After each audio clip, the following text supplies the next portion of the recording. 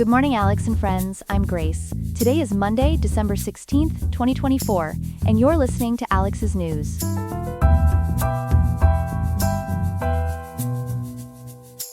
The weather in Riverside today will reach a mild 70.5 degrees with a low of 49.4. Coming up, we'll examine the factors contributing to the rising casualties in Gaza and their implications for the ongoing conflict. Then, we'll explore why overtime compensation hasn't kept pace with modern economic realities, still reflecting standards from over 4 decades ago. Plus, we'll take you to the desert, where innovative robots are testing new technologies that could revolutionize space exploration and our understanding of other planets. All this and more coming up on Alex's News. Stay tuned.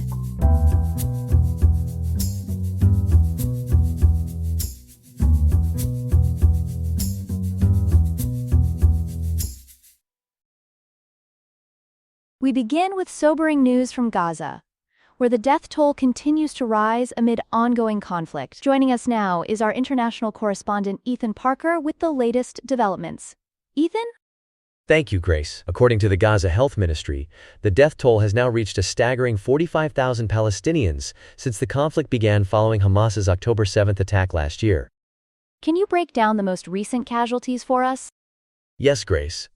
In just the past 24 hours, according to Al Jazeera's reporting, 52 Palestinians were killed and 203 others wounded in Israeli attacks. One of the most devastating incidents occurred at the UNRWA-run Ahmed bin Abdul Aziz School in southern Khan Yunis, where at least 20 people, including children, lost their lives in an airstrike.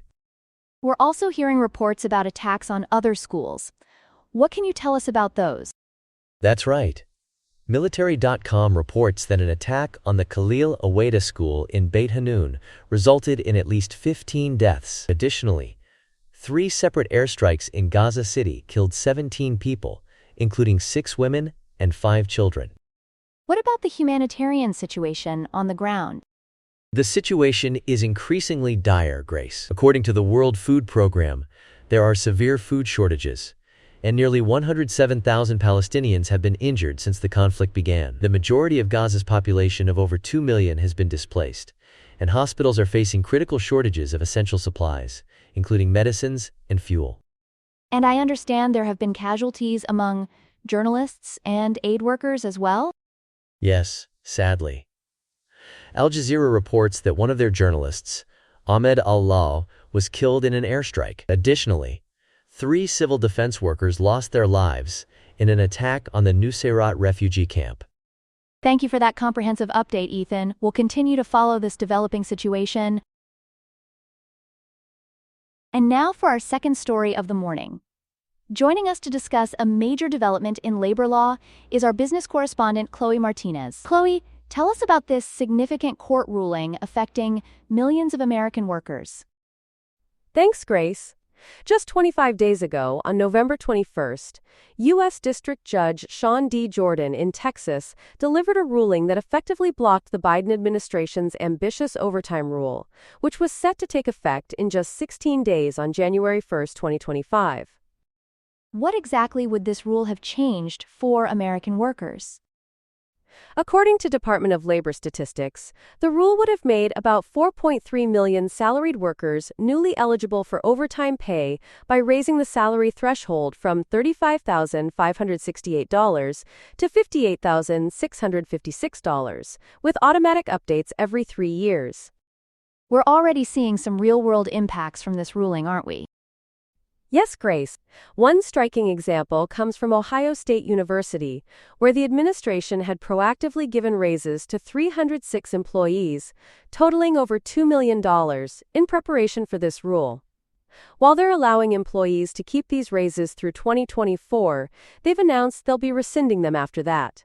As reported by university staff interviews, one affected employee described it as a punch in the gut. This isn't the first time we've seen this kind of ruling, is it? That's correct. This case bears a remarkable similarity to a 2016 incident when another federal judge in Texas blocked the Obama administration's attempt to raise the threshold from $23,660 to $47,476. In both cases, the courts determined that the Department of Labor had overstepped its authority. Can you put this into historical perspective for our viewers? According to labor statistics, there's been a dramatic decline in overtime protection over the decades. In the 1970s, about 65% of salaried workers were eligible for overtime. By 2013, that number had plummeted to just 11%. The Biden rule would have increased coverage to roughly 27% of salaried workers. What about the financial impact on institutions? Looking at universities alone, the numbers are substantial. According to impact studies, the first phase would have cost an estimated $36.6 million, with the second phase projected at $382.9 million. Many employers, including the Independent Women's Forum, have expressed relief at the ruling, citing these high costs and logistical challenges. Thank you for that comprehensive report, Chloe. Here are some other headlines.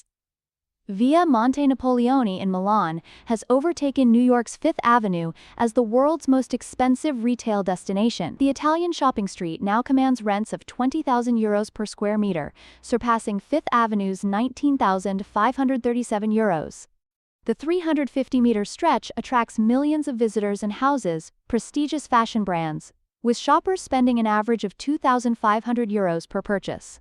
In devastating news from Mayotte, Cyclone Chiquito has caused catastrophic damage to the French overseas territory. While the official death toll stands at 14, authorities fear hundreds or even thousands may have died. The Category 4 storm brought winds exceeding 220 kilometers per hour, destroying critical infrastructure, including the main airport and hospital. France is rushing aid by military aircraft and ship. Personal photos of ousted Syrian President Bashar Assad have emerged from his abandoned residences in Damascus and Aleppo. The images show Assad in various informal situations, including wearing a Speedo and posing on motorcycles. The photos have gone viral on social media, sparking ridicule among Syrians who previously faced persecution for criticizing his regime. Following Bitcoin's milestone year in 2024, which saw prices hit $100,000, states are expected to see increased cryptocurrency policy initiatives in 2025. At least 10 states are anticipated to introduce legislation allowing public pension funds and treasuries to invest in Bitcoin. Despite warnings about crypto's high volatility, mysterious drone sightings continue across New Jersey, with large unmanned aircraft being spotted over sensitive locations, including military facilities and infrastructure, since mid-November. Despite ongoing investigations by the FBI and state authorities, the origin and purpose of these 6-foot-diameter drones remain unknown. And now for our third story of the morning. An innovative festival is taking shape in the Mojave Desert, where robots, not rock stars, are taking center stage. Joining us to discuss this unique event is our science and technology reporter, Ethan Martinez. Ethan, tell us about this fascinating merger of science and public engagement. Thanks, Grace. This is truly a groundbreaking initiative, where the Mojave Desert has been transformed into what you might call a high-tech playground for space exploration robots. According to recent reports from the Perplexity API, what makes this location so valuable is that it actually mimics the harsh conditions these robots would face on other planets. What kinds of robots are we seeing at this festival, Ethan? Well, Grace, there's quite an impressive lineup. One of the stars of the show is what's called the duaxle rover. Imagine two-wheeled robots connected by a tether. Then there's ReachBot, which is specifically designed to explore planetary caves and lava tubes. And perhaps most impressive is the Astrobotic Auto Landing System, or AAS, which uses advanced computer vision and LiDAR technology for precision landings. This sounds like more than just a show. What's the actual testing process like? That's right, Grace. The testing is quite comprehensive. These robots are being put through their paces at several key facilities, including the Mojave Air and Spaceport, Edwards Air Force Base, and NASA's Armstrong Flight Research Center. One particularly interesting feature is the Lunar Surface Proving Ground. It's a 100-meter by 100-meter test field that's been carefully designed to simulate the moon's surface. And I understand this isn't just about testing. There's a public education component as well?